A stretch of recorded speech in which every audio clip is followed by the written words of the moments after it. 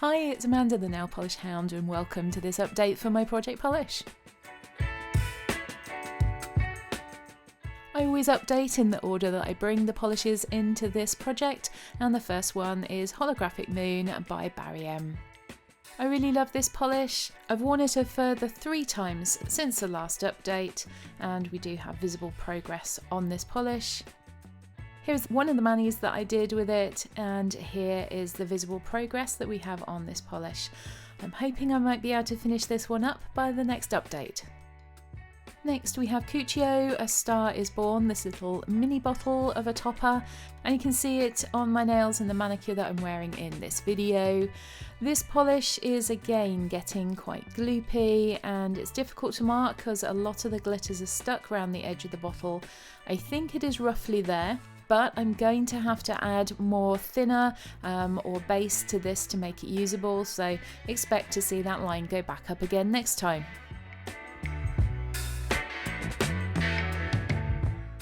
Next up we have Mauve Wives by Floss Gloss.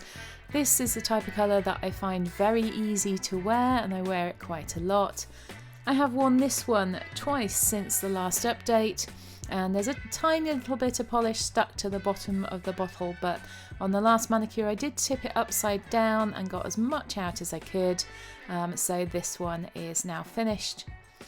Here's the last manicure that I used it for, and here are all the progress shots showing this bottle since the beginning of this year.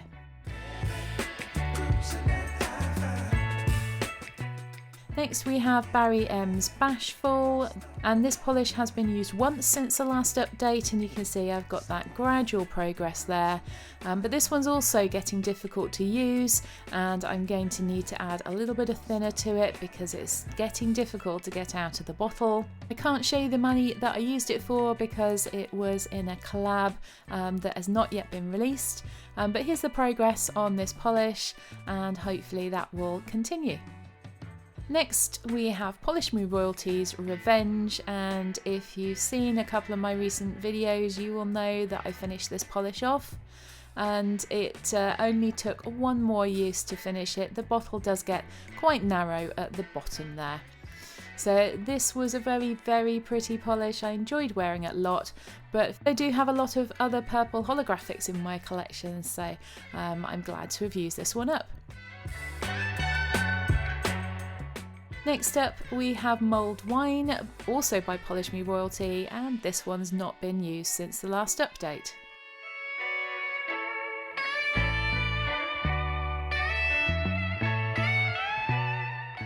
Next is Rimmel's Rain Rain Go Away. I've used this one 3 times since the last update, and you can see we've got quite a lot of progress there. The last time I used this one it was getting tricky to use, so I'm either going to have to add a little bit of thinner or I'm going to have to tip it upside down and get what I can out of the bottle and call it a day after that. It wasn't drying very well last time, so that will probably be the option that I'll take. Here's some of the manicures that I used it in, and here's the progress on the bottle. So hopefully this one will be done next time. Next up is Sister Chic's 24 Karat Grey. This is one of the polishes that I'm wearing on my nails in this video. I have used it twice in total since the last update, and finally we have a little bit of progress to show on this polish. Here's the other manicure that I used it for, and here's the progress on those bottle shots.